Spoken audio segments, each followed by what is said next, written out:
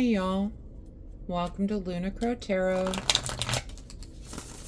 Today's message is for Scorpio, Sun, Moon, and Rising signs, and it's in regard to the energy around the full moon, the January full moon. Full moons are a good time for releasing that which no longer serves us. It's for letting go, it's for endings, bringing about an ending, and I think it's wonderful. This first full moon of the year is on January 3rd, right after the new year, right when we're making all of those New Year's resolutions. All right, we're going to start with an oracle card. She who thrives, orchid, flourish, prosper, blossom. This would kind of go along with your readings as of late, Scorpio. It looks like you are really leveling up. All right. And I love that there's butterflies all over this card.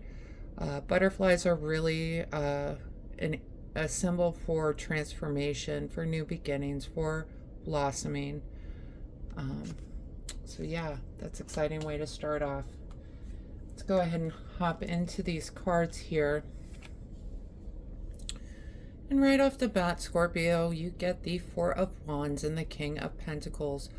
Four of Wands is really that card of happiness, celebration, rebirth, harmony, sometimes called the card of 1111, so wish fulfillment. And we've got it paired with the King of Pentacles. Kings tend to be some sort of authoritative influence on our lives, someone who gives advice. Pentacle, it could be a Taurus, Virgo, or Capricorn. But definitely someone concerned with earthly matters, money, health, wealth, abundance. All right, so it looks like you've got some sort of guiding influence in your life, and this is what they're trying to bring you to, is this Four of Wands energy. So make sure you're holding on to that this week. And we do have the Five of Wands with the Ten of Wands. Five of Wands represents some sort of conflict or chaos in our lives, and you can see they are just battling back and forth. Wands tend to be representative of like a passion project, spirit, drive, purpose, okay? But the good news is it is paired with the Ten of Wands. Ten of Wands is really, she is so close to offloading that burden. You can see she's carrying around the wand. She's had to find and collect all these wands and bring them back. And the good news is she is very close to this project ending. So these two together, really, there is some challenges coming in, but it's going to be something that goes out as quickly as it came in, is kind of what I'm hearing, okay? And you have got the Three of Swords with the Nine of Pentacles. Three of Swords can be a card of heartbreak. It can also be a card of healing, and that's what I feel like you are doing this week, especially paired with the Nine of Pentacles. Nine of Pentacles is some sort of fulfillment. It's a completion. Again, Pentacles is that earthly matter, money, health, wealth, and abundance. So I feel like you are taking some time to do some healing. Perhaps you finally have been blessed with the gift of time so that you can really delve deep into healing, right? And the next two we get, Four of Swords with the Lover's card. Four of Swords really is a card of rest, relaxation, and self-care. It's calling on you to take care of yourself. And paired with the Lover's card can be about relationships. It can also be about balance and choice. So I feel like you are delving into, or going to be delving into, some sort of healing, self-care. What I'm getting is you've been putting in your time to get this fulfillment, right? And that's going to afford you the time to spend resting, recuperating. With the Lover's card, I kind of feel like this might have been a relationship that went sour. But the good news is, in this full moon energy, it's time to let that go. It's time to move forward. Okay? take that time to rest, to get a little introspective, but it's time to move forward from that energy. And we have got the Empress with the Seven of Swords. The Empress is really that card of beauty, motherhood, love, abundance. You can see she's kind of sitting in her throne, right? And it's paired with the Seven of Swords. Seven of Swords can be a card of deceit, manipulation. It can also be a card of going about things in a new way. It's figuring out a new way to accomplish something. I feel like that's what these two together are calling on you to do in this position. It's saying that you need to figure out a new way to get to this happiness that is right there for you. It's right at your fingertips, right? But you need to work through this healing energy. You need to find a way. The way that you've been going about healing from it is not working out for you, okay? The way that you have been trying to get through it, and the message I'm getting is that you've kind of been burying yourself in work rather than trying to deal with the emotional impacts of this relationship. So you need to find a new way to go about healing from this, resting from this, so that you can move forward, okay? Because I truly feel this is you moving forward. This is what you can expect when you move forward out of this negative energy. If you can let this go, flourish, prosper, blossom, that's what's going to come out. Honestly, if there was a card that represented the Empress, it would be flourish, prosper, and blossom. So find a new way about going about letting go of this energy. The old way has not been doing what you need it to do.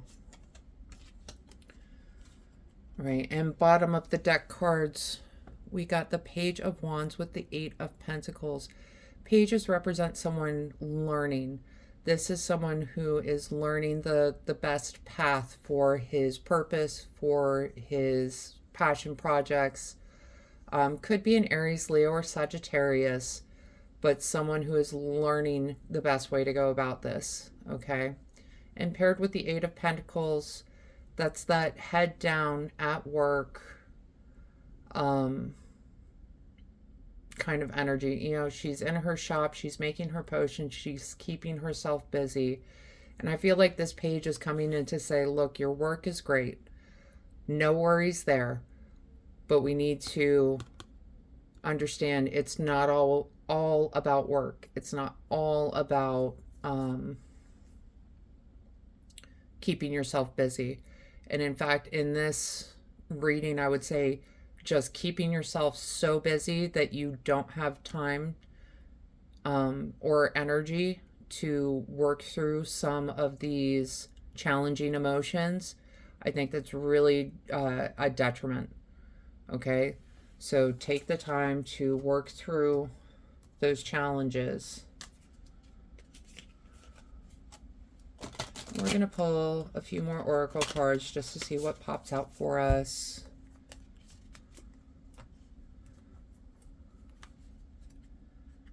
I know that feeling that you're going through, Scorpio, because sometimes it's just easier bury yourself in work and then you don't need to worry about everything else. But it's always going to pop back up. You got to work through those emotions because it'll pop back into your life in one way or another. Okay. Yeah, and the first card we get, Lost Land, Soul Memories and Gifts. You've done this before. Yeah, you're working through some sort of emotion. You're going about it the same way that you've always done it. But I would challenge you, I don't think it's working. Okay? It's time to find a new way to go about it. And I think that's what you're going to realize is the way you've been going about it is just not working. Okay. And the next card we get, the Mist. Trust your inner compass, be led from within.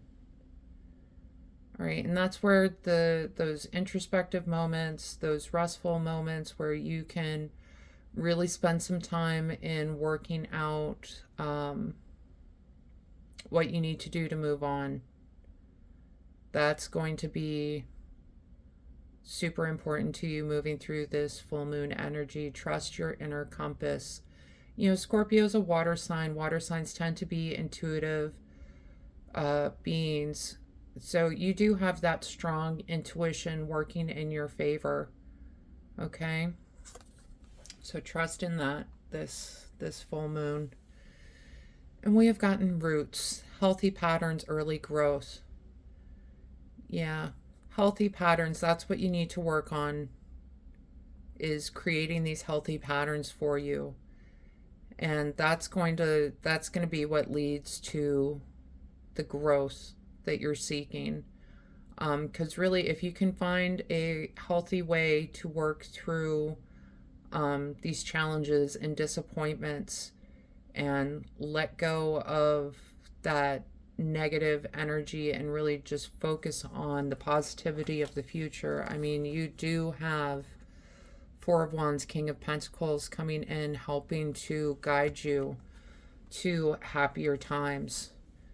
So really focus on creating some healthy patterns for yourself. And of course, followed up with lavender, tranquility, kindness, and self-care. Understand when you're working through these emotions, it's self-care. It might not feel great in the moment, but it's one of those things when you get through it, it's like a weight is lifted, right? And it is about being kind to yourself during this time. Understand that no one is perfect, not even you, not even me, but you're still deserving of that self-care, of that healing. Stop carrying this burden from these challenges, okay? All right, Scorpio, that is the message I have for you around this January full moon. I hope this helps bring some clarity and understanding to your experience. If this reading resonated, please let me know down in the comments, leave a like, or go ahead and hit subscribe. That way you don't miss out on any future messages. Other than that, I just want to say thank you so much for being here with me today, and I hope you have a wonderful week.